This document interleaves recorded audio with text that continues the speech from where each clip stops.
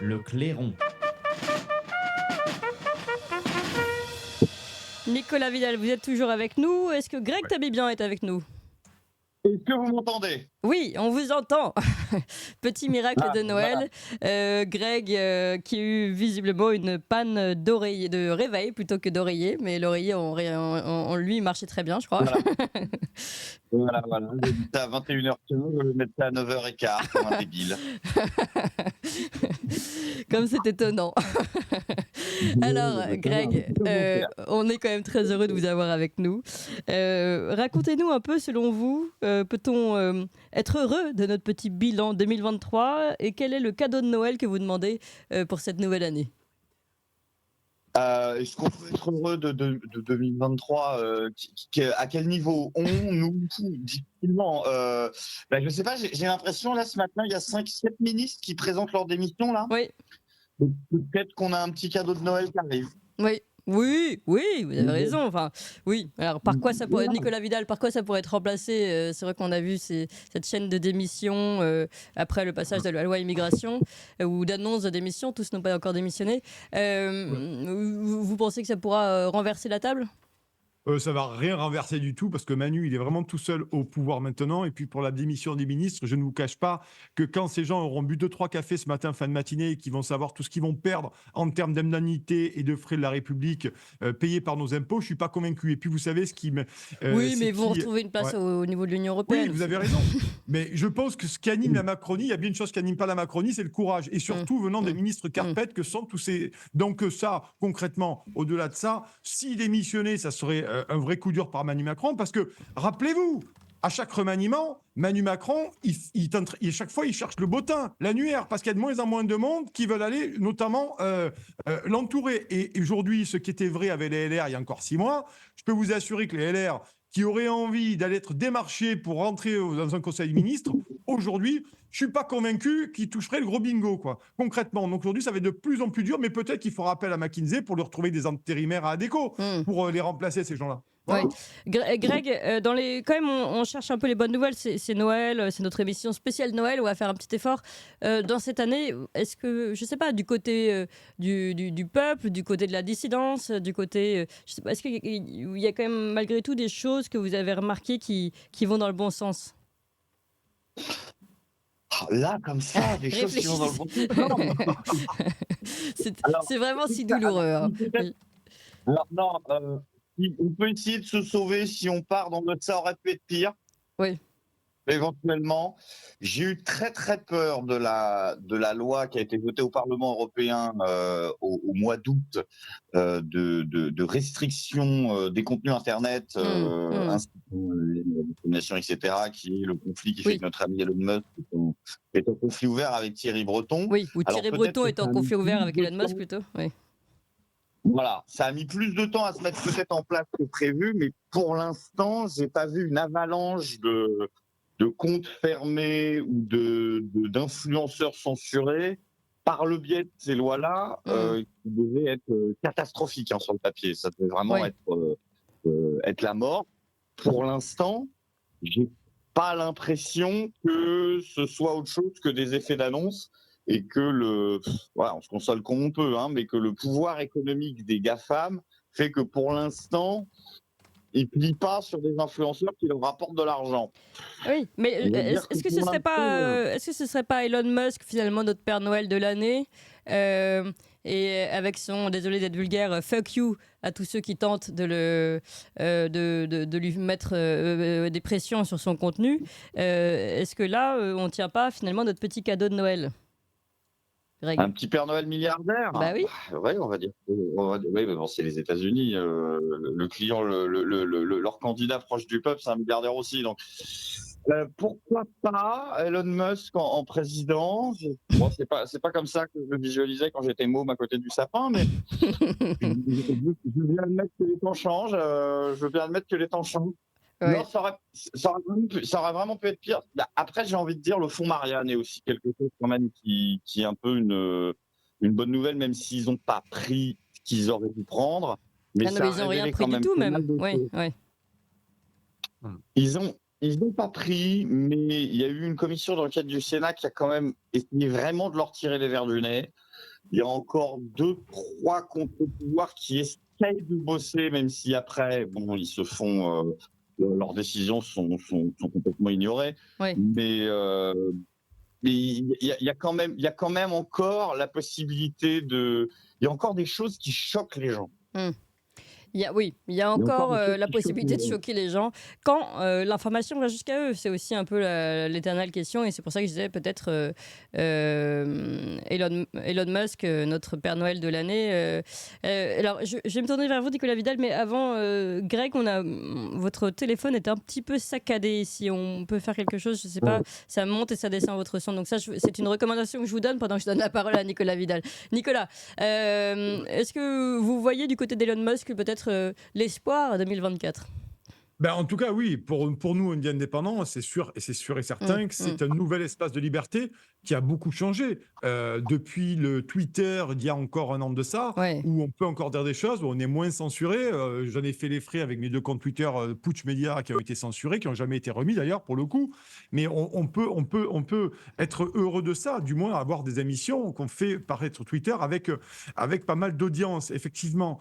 Mais une nouvelle fois, donc ça veut dire quand même qu'il y a une petite lueur d'espoir de ce côté en termes de liberté d'expression. On voit bien que Thierry Breton, la censure, manifestement, ne voit pas ça d'un bon œil, mais on le comprend. L'Union européenne pousse au cul, désolé de l'expression un peu triviale, pour essayer de virer Twitter comme il le peut. D'ailleurs, on voit qu'il y a quelques hommes politiques. Même il y a QG, c'est quotidien, pas QG. Pas quotidien qui est parti, mais c'est une très bonne nouvelle. Voilà.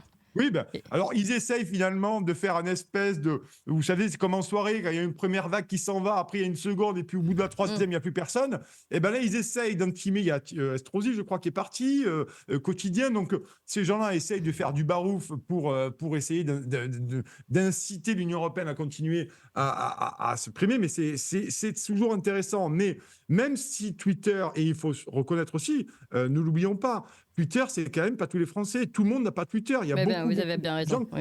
Voilà. Et donc, on peut se réjouir de ça pour nous, mais on parle à des communautés, effectivement, qui sont un peu plus renforcées et très alertées.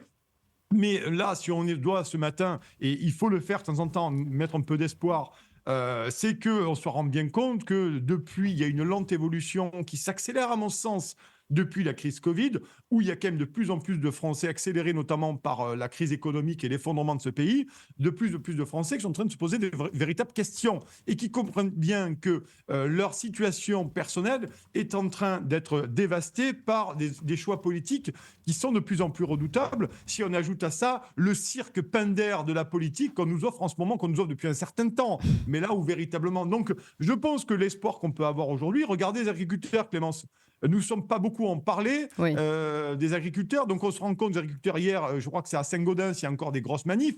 Donc, on voit bien qu'à un moment donné, il y a quand même des segments de la population qui sont extrêmement touchés et qui se mobilisent de plus en plus fort. Voilà. Donc, il faudra, à mon sens, le gouvernement devrait véritablement s'inquiéter. Emmanuel Macron devrait s'inquiéter, lui qui a une détestation absolue de la démocratie, du Parlement et du peuple, d'une convergence. Parce qu'à force d'en parler, l'espèce de mythe du grand soir, un jour, il va vraiment arriver, mais ça va être un grand soir populaire. Et à force de serrer la vis aux Français sur la liberté d'expression, et notamment de les massacrer socialement et économiquement, comme c'est le cas avec des décisions qui sont à l'encontre de nos intérêts et de notre sérénité à vivre paisiblement, oui, Emmanuel Macron, je pense qu'il devrait faire attention. Et l'espoir qu'on peut avoir, c'est que les Français qui n'ont pas rejoint ni les Gilets jaunes, ni la réforme des retraites, ni les manifestations contre les mesures liberticides de la crise sanitaire, pourrait finalement, dans un élan collectif incontrôlé et dont on ne peut pas prévoir, c'est imprévisible, pourrait à un moment donné se retrouver un jour, une après-midi, un soir, un week-end dans la rue. Voilà. Mais massivement, je veux dire. Nicolas, 2 choses. Par rapport à Twitter X, vous avez raison de préciser que tout le monde n'est pas dessus. Mais une des bonnes nouvelles, même pour ceux qui ne sont pas dessus, c'est que le grand patron de Twitter fait des révélations à travers Twitter, ce qu'on appelle les Twitter Files. Il a commencé, mais c'est certainement pas fini. En récupérant, en achetant Twitter, il a eu accès à un très grand nombre de données, et notamment une collusion importante entre la CIA, les réseaux sociaux tels que que Twitter, justement, et les élections qui peuvent ouvrir à des enquêtes approfondies et remettre totalement en question les dernières élections américaines, par exemple. Donc là, on voit que ça dépasse largement seulement les gens qui regardent Twitter ou pas. Ça, c'est une chose. Deuxième chose, vous avez raison. Et ensuite, je me retourne vers Greg. Twitter est relativement fermé, mais par exemple le livre, Nicolas, vous êtes un exemple hein, avec votre livre que vous avez publié comme ça, auto-édition, etc., qui a un succès fou, premier des ventes politiques et société, je crois, vous allez me dire où vous en êtes aujourd'hui, qui prouve bien qu'il y a une demande. Et donc, pour parler des gens qui souhaitent se réveiller, ouvrir les yeux et savoir le formuler, moi, je pense que c'est une bonne nouvelle de Noël, là. Ouais. Alors moi, une précision là-dessus, Clémence, vous avez bien fait d'en parler parce que c'est des infos qui nous remontent depuis une semaine que le livre, effectivement, il est toujours en tête des ventes en politique, en livre politique, hein, face aux mastodontes du secteur. Je suis toujours en première ou deuxième position. Mais ce qui est intéressant, c'est que vous savez quoi, il y a énormément de gens qui commandent le livre par 4 ou par 5. Ce livre-là ne s'achète pas un exemplaire. C'est pour convertir. Ouais, non, mais c'est incroyable. Donc les gens me disent et nous disent, je l'achète par 4 ou par 5 parce que je connais dans mon entourage des gens qui sont soit des autruches, soit des tubes digestifs ou un peu des deux. Et finalement, j'ai envie d'offrir ça à Noël. Donc je leur dis, la posologie, c'est diplomatie pour le 24 au soir. Sinon, la dinde, elle va finir derrière le canapé. Mais pour être plus sérieux là-dessus, vous avez raison, Clémence. Il y a des citoyens qui sont devenus des vrais militants en achetant le livre et autre chose, en allant à manif, mais peu importe. Et on voit bien qu'il y a des gens qui aujourd'hui veulent que les autres se rendent compte de ce qui se passe, peut-être pour changer irrémédiablement la trajectoire de ce navire qui va dans un mur. Et c'est le mur, il s'appelle le chaos. Oui, alors j'essaye à chaque fois de nous ramener vers la parole des sports et puis alors hop, Nicolas Vidal il leur met une couche. Greg Tabibian, peut-être, je ne sais pas si vous souhaitez réagir sur le succès du livre par exemple, mais là on parle du succès du livre de Nicolas, mais on pourrait parler de ce vecteur. On voit qu'il y a une appétence et donc une volonté aussi de se réveiller peut-être et de réveiller les autres. Je pense que cette histoire de livre acheté par 5, ça montre bien qu'il y a une volonté aussi d'aller presque prêcher la bonne parole, quoi. Il y a une volonté, je pense, des gens de se réveiller de plus en plus, et il y a peut-être aussi une lucidité qui est en train de s'installer concernant certains partis qui, je pense, depuis trop d'années, se présentent comme une forme d'opposition générale au pouvoir, et qui nous ont particulièrement, et ça pourrait être aussi une bonne nouvelle cette année, montré qu'ils ne l'étaient pas. Ah oui. Vous parlez de qui, par exemple le mouvement, je parle de Jean-Luc Mélenchon, je parle de Marine Le Pen. Bon, Éric Zemmour, les urnes nous avaient confirmé, mais bon, Éric Zemmour, il continue à penser qu'il peut pêcher du prolo avec le programme économique de François Fillon. Donc, tant qu'il n'aura pas compris que c'est pas possible, ça va coincer. Mais Mélenchon a montré ces derniers temps qu'il défendait une partie des opprimés. Marine Le Pen a aussi souvent montré par, on va dire, un certain nombre de votes à l'Assemblée nationale que l'opposition était quand même compliquée, qu'il fallait pas s'attendre à autre chose. Je dis ça pour ses supporters que du Mélanie, quoi. Donc, il y avait eu cette période des Gilets jaunes et c'était très bien parce que tous les partis politiques un peu anti-système qui avaient tenté de récupérer le truc s'étaient fait foutre dehors. Et j'avais très peur que cette année soit parce que je pense et je trouve que cette année, on assiste quand même à un retour du clivage gauche-droite. Et j'avais peur que ça signe aussi le retour au premier plan comme parti d'opposition de toutes ces structures qui font semblant de l'être depuis extrêmement longtemps. Je pense à certains partis de gauche, certains partis de droite, certains syndicats, etc. Et leurs erreurs catastrophiques en matière de communication ou de vote cette année ont pu, je l'espère, montrer à certaines personnes que ce n'était pas le cas. Et je suis très content que les manifs des Gilets jaunes n'aient pas été remplacés par des manifs de la France Insoumise ou remplacés par des manifs du Rassemblement National ou de gens qui, in fine, n'iront pas jusqu'au bout du truc. Et de toute façon, ce n'est pas leur rôle, encore une fois. Il faut que les manifestations populaires ne soient pas encartées, ne soient pas dirigées, ne soient pas récupérées par des partis. Et je trouve que c'est aussi une bonne nouvelle cette année, c'est que les partis politiques qui, pour beaucoup d'entre eux, ont très mal vécu les Gilets jaunes parce que là, ils ont perdu la rue pendant plusieurs années, ne la retrouvent pas. Ne la retrouvent pas. Parce qu'encore une fois, c'est pas leur place. Et c'est très bien que leurs erreurs révèlent déjà un peu qui ils sont. Enfin, pas vraiment, puisque je pense que, surtout pour Mélenchon, c'est de l'opportunisme davantage que la révélation de ce qu'il est. Je ne pense pas que Mélenchon pense la moitié des mots qu'il prononce. Mais c'est bien qu'il ne le reprenne pas et que pour l'instant, il n'ait pas réussi à remplacer les Gilets jaunes. Oui. Je suis content que ces partis-là restent encore un petit peu à leur place et par des erreurs de communication dingues montrer ce qu'ils étaient, quoi. Mais bien, vous voyez, Greg Tabibian, que vous pouvez nous sortir quelques bonnes nouvelles de cette année 2023. Merci en tout cas beaucoup à vous deux. Peut-être si vous voulez dire un dernier mot à nos auditeurs pour cette dernière émission avant 2023 et pour le passage 2024, Nicolas Vidal. Ben oui, ben déjà, joyeux Noël et joyeuses fêtes, bien entendu. Faites de ces moments en famille de la convivialité, de l'allégresse, de la chaleur, et aussi faites-en des débats politiques policés, chers amis, débattez, essayez de... Parce que ça se passe comme ça aussi.